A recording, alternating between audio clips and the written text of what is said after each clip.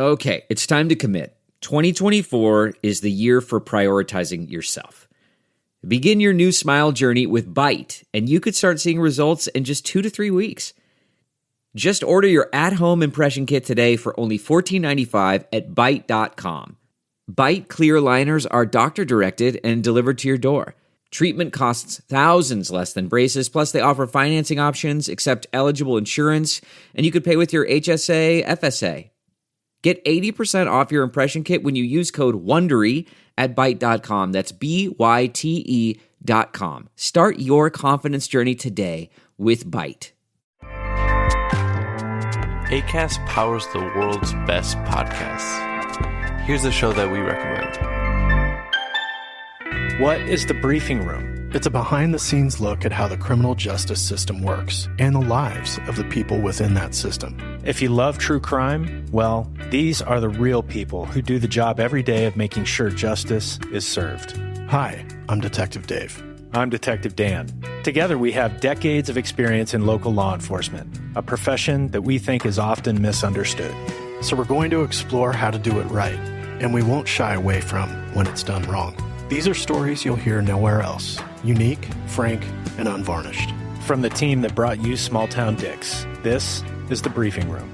Episode 1 drops on August 30th. We'll meet you in the briefing room. Acast helps creators launch, grow, and monetize their podcasts everywhere. Acast.com.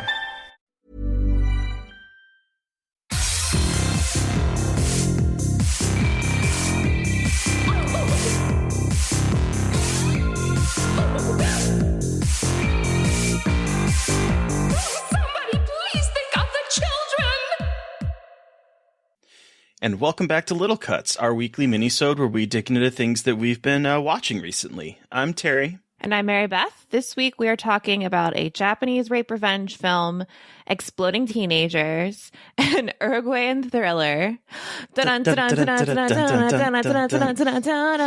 of course Hammer Horror. So basically there's a lot going on today, guys, so get ready. There's so much going on, but to start it off, we're recording this on Tony Kaufman's birthday, friend of the show, and we just want to reach out and say happy birthday, Mr. Kaufman. Happy birthday, Mr. Kaufman. I hope it's a wonderful day full of fucked up movies just for you. I hope it was great. Yay. Okay, so this Japanese rape revenge film. Okay. Hit me with the deets. So this is a 1973 animated film called The Belladonna of Sadness. It is directed by Ichi Yamamoto, and it is a peasant woman is raped by a local lord on her wedding night, and to take revenge, she makes a pact with the devil, who appears as an erotic sprite, which means he is a giant penis, and transforms her. Wait, what? Seriously? Yeah. So like basically she makes a deal with this penis devil, and then I love that. Basically like she like gets revenge on the town that completely abandoned her. And it's like, it is the trippiest shit I've ever seen. Like, it's very much very hallucinogenic style art. It's very sexual. Like, the devil starts off as a tiny little thing that goes inside of her. And then as every time they meet, he gets bigger and bigger until he's a giant penis. And there's a lot of sexual violence in it. It's pretty gratuitous. But there was something about it that I like. It was really different and a really fascinating representation of rape revenge and like sexual violence through animation. Like, you know, it's happening, but it's a little bit more abstract. He definitely is a penis. Oh, he's definitely a penis. Definitely a penis. I'm looking up art right now and wow. Yeah, I don't know what else to say other than like, yeah, that's exactly what it is. Did you like it? I loved it. Like, I absolutely adore it. It's not for everyone. It's very, very graphic and very, very strange, but I really enjoyed it as much as you can enjoy anything that's just like kind of about chronic human suffering. But yeah. But what is this about a Uruguayan thriller, slasher, horror? Yes. So it's called The Last Matinee. And it premiered, I think it had its North American premiere at Panic Fest right now. Okay. It's set in 1993, and it follows this young woman That's named... the year I was born. Shut up.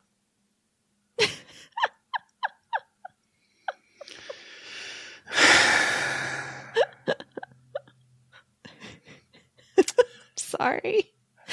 I just want to point out that for once, I'm not the one that is like establishing my age as being like old, although I guess I just technically am. Because you just, anyway. I said nothing. I merely stated a fact. You're absolutely right. You did just I only stated a fact. But it made me feel old. Well, that's your fault. That's just like your opinion, man.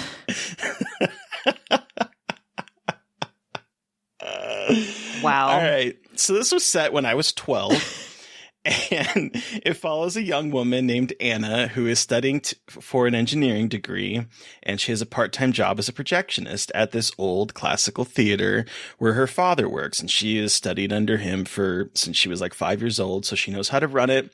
So she offers to give her dad, he's kind of aging and he has some health issues. So she offers to give him a night off and take the final night shift. And it's a slow night. It's a cavernous theater. And my God, Mary Beth, did it make me miss theaters. It's like, it has that kind of classical design where it's like the red seats and it's just this huge auditorium with a balcony.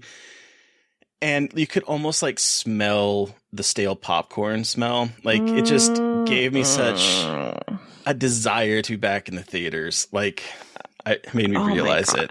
I can't fucking wait. I'm almost all the way vaccinated, and then I just cannot wait to go back into a movie theater. It's been way too fucking long. I know. So it's a slow night. The theater's fairly empty. There's like, a couple on a first date. In the back, there's an old man, a trio of like drunk teenagers sneak in, and there's this young kid who is like darted past the usher and has been hiding because he wants to see this R-rated film. But there's also a man in a rain jacket with leather gloves who is stalking the audience members one by one. That's right, Mary Beth. It is a neo-giallo from Uruguay set in a theater. Oh, I would like to see it. It's so what the fuck? Fucking good. It is. That is amazing. Yes, it is incredibly violent. There's enough eye torture in this to make Fulci happy. Oh my God. It's shot so beautifully. There's so many reds and greens, and the theater itself, the stage design is gorgeous.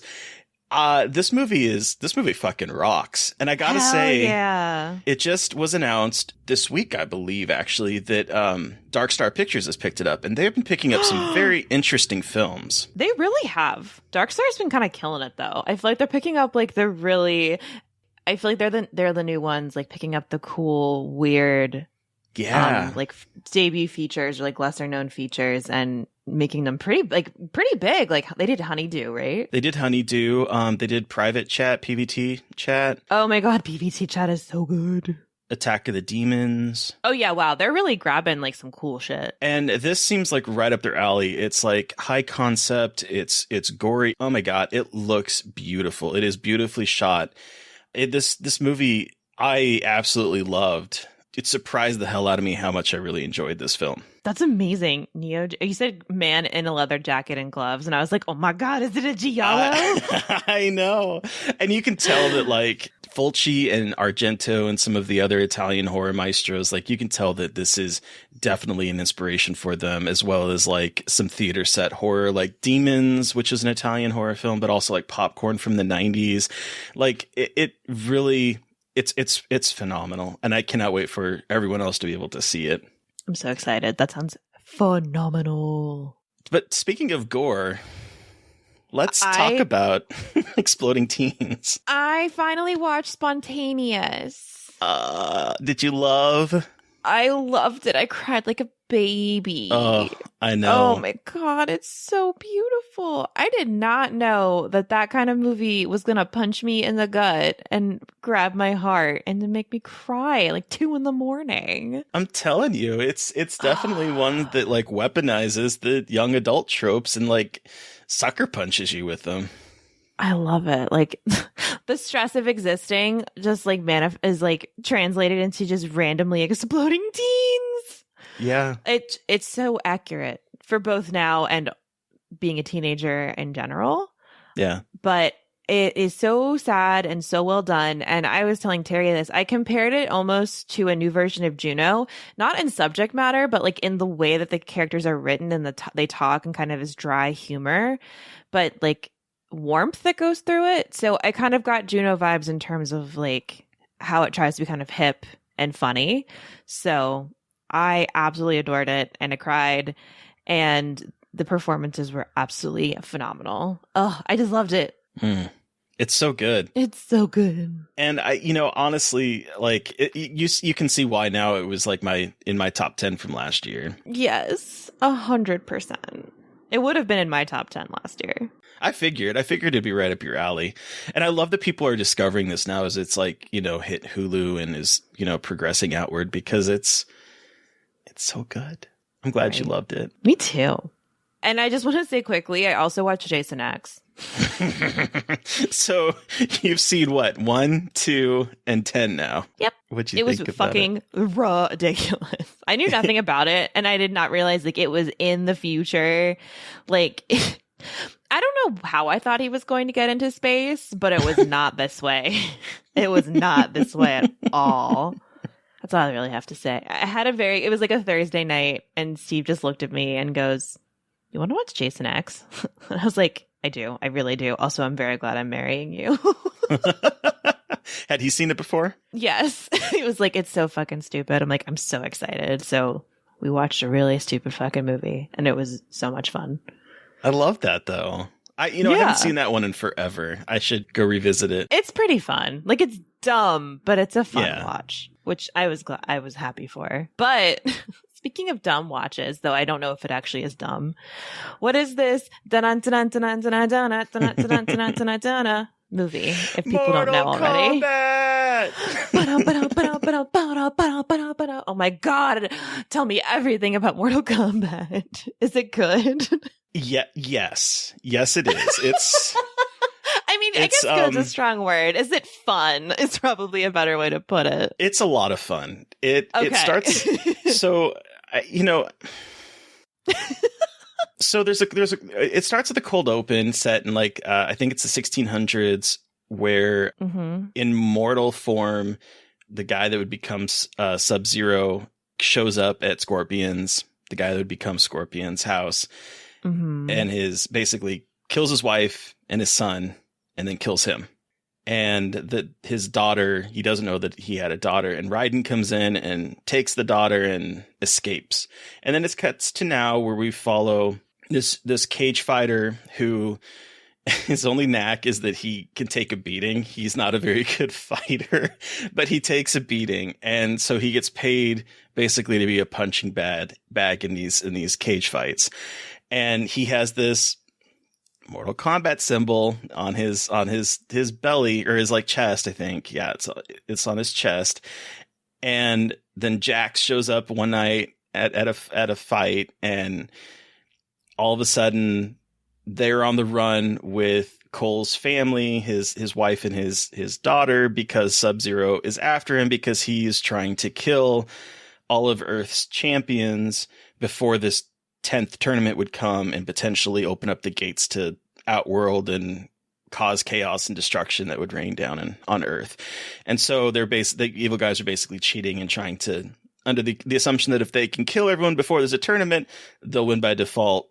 Cue Armageddon. And so it starts out as a chase film, as Sub-Zero and a variety of monsters are chasing after them. And then it becomes a Karate Kid movie where they're trying to learn their own special power, because at this point, none of the heroes know that they have any special powers.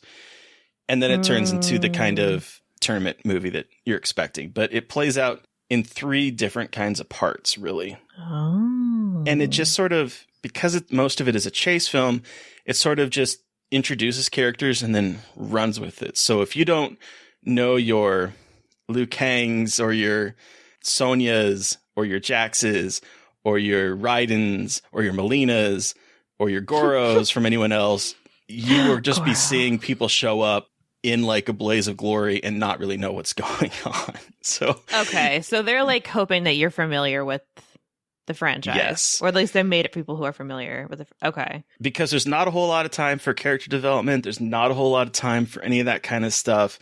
It is basically just go, go, go from the very beginning. Okay. So if you don't know who Syzoth is, or you don't know who any of those types of, there's one called, what was her name? Natara, or your Cabal, or your General Rykos, or your Kung Laos. I have literally no idea who you're talking about.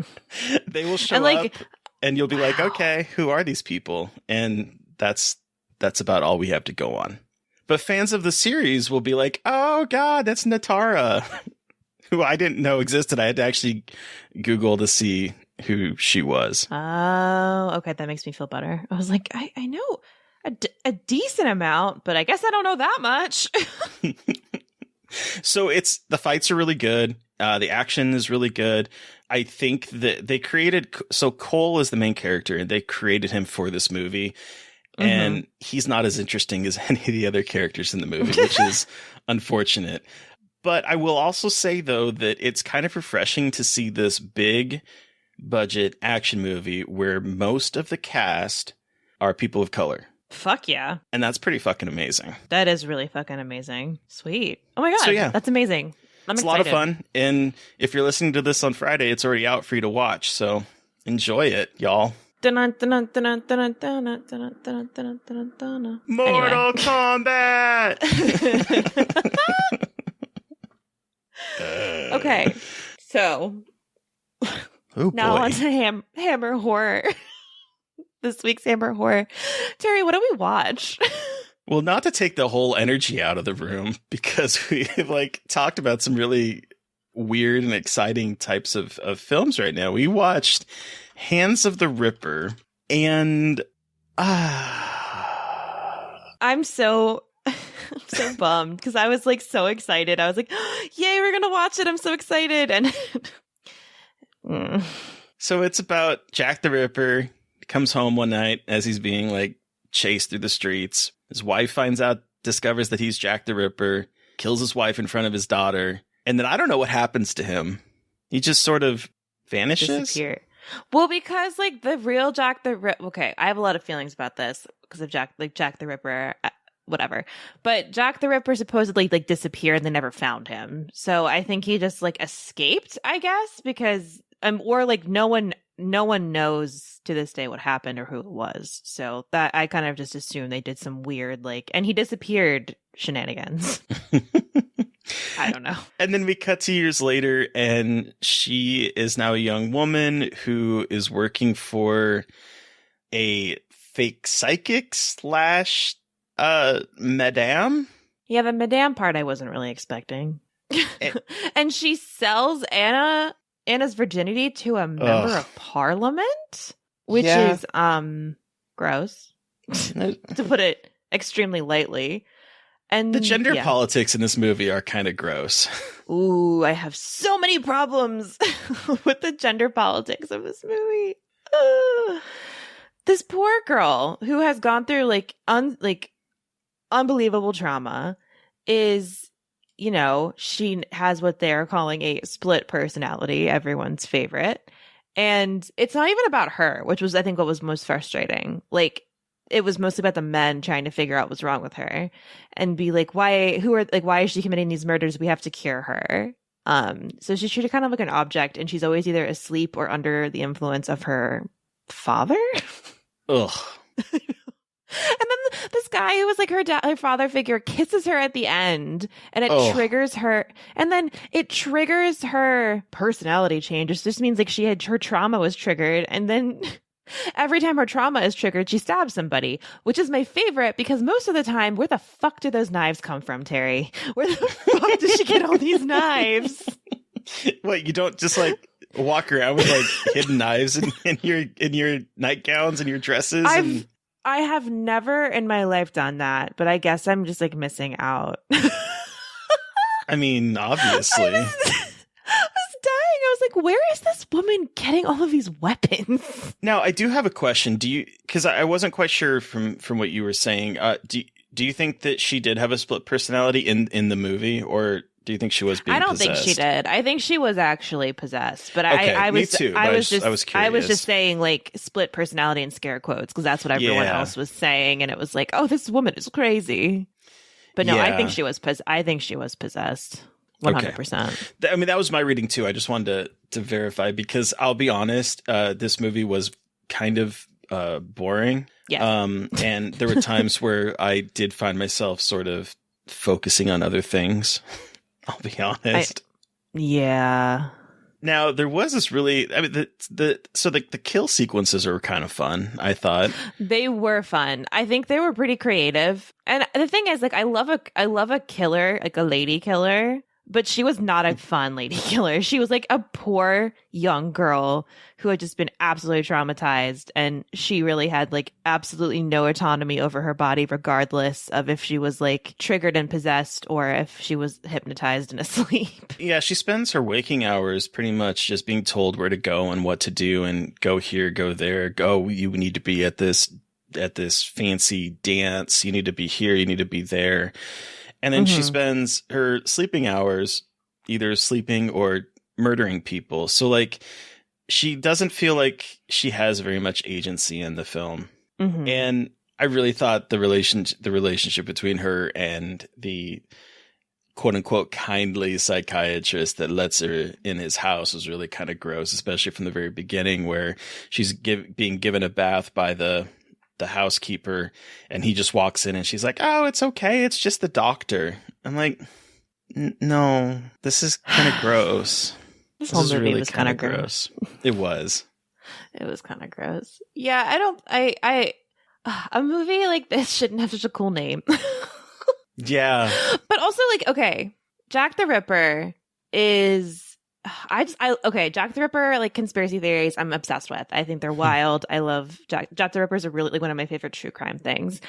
If this was a real Hands of the Ripper movie, she would have been like absolutely decimating people. Yeah, that's true. Like, and like in a really, I mean, they can't do it probably that nasty, but I was like, where is the real like disembowelment? Is that what he did? I'll be honest, I don't know. Yeah, so he did really awful. His murders were pretty awful. He would slit their throats like pretty deeply to the point of the head almost like being off. And he would disembowel them and take their uterus and like their reproductive organs. None of that happens here. No, none of that happens here. And also like, you know, no one knew who he was and no one thought he was like this gentleman with a wife and a child. A fascinating interpretation of the Jack the Ripper legend. I did love though that whenever she would be possessed by him, there'd be like shots of her hands and it would be his hands and it would be like gnarly looking because he had some like weird facial stuff going on, and I guess that continued on with his like body because his hand, it would show like his hands and they would be kind of, I don't know what they were, growths of some sort. I thought it was syphilis. Okay. I only think that because I know so much about Jack the Ripper and that period of England and how just there was a lot of syphilis. Not that his wife did, but he was with prostitutes and his victims were all sex workers. Then that's the big mind leap that I made, was that it was syphilis. It might be too smart for this film though, Mary Beth. I know. I tried.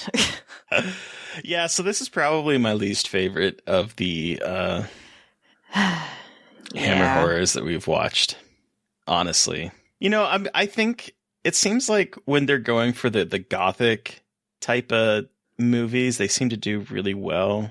But like when they stray from that, I don't know. Yeah, I agree. I was thinking about that and how like there's some things they do really well and some things that they don't. The stories are not as well written or the characters aren't as compelling. I guess like especially coming off the high of Curse of Frankenstein. Oh, I know. Like nothing can top that movie. No.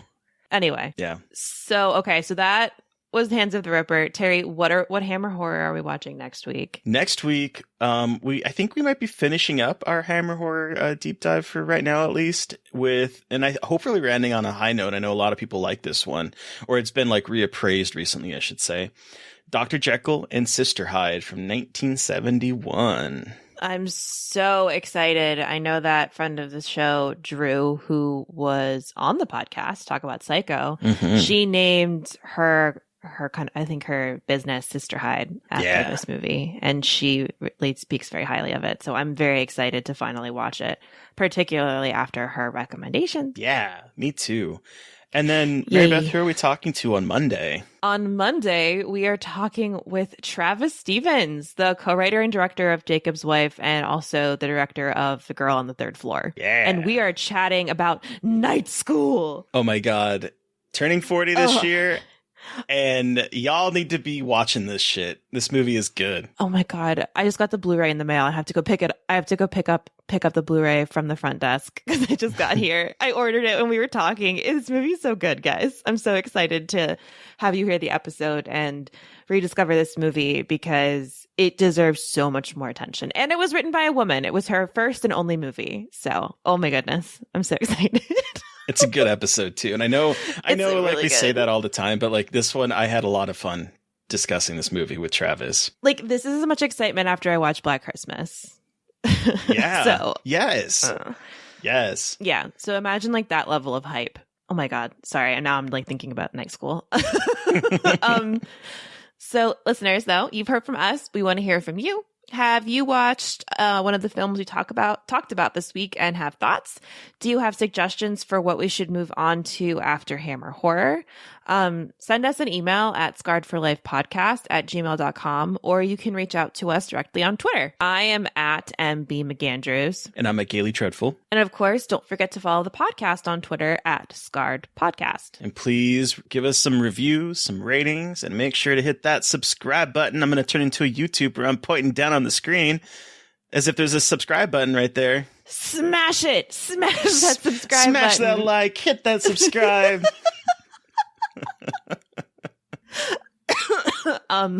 Sorry. We've lost our mind, everybody. We've lost our mind, everyone. So thank you to Eric Power for our artwork. Thank you to Sean Keller for our music. Thank you, everyone, for listening. Please stay safe out there. But most importantly, stay creepy. And until next time. Somebody please think of the children.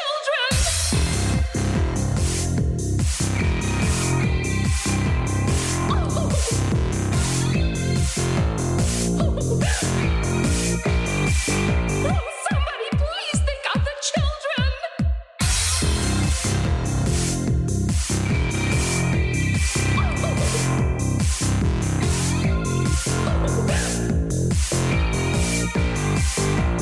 Somebody please think of the children.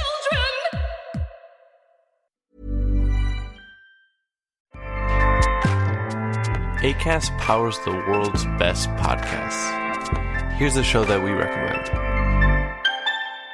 What is The Briefing Room? It's a behind-the-scenes look at how the criminal justice system works and the lives of the people within that system. If you love true crime, well, these are the real people who do the job every day of making sure justice is served. Hi, I'm Detective Dave. I'm Detective Dan. Together, we have decades of experience in local law enforcement, a profession that we think is often misunderstood. So we're going to explore how to do it right, and we won't shy away from when it's done wrong. These are stories you'll hear nowhere else. Unique, frank, and unvarnished. From the team that brought you Small Town Dicks, this is The Briefing Room. Episode 1 drops on August 30th. We'll meet you in the briefing room. Acast helps creators launch, grow, and monetize their podcasts everywhere. Acast.com.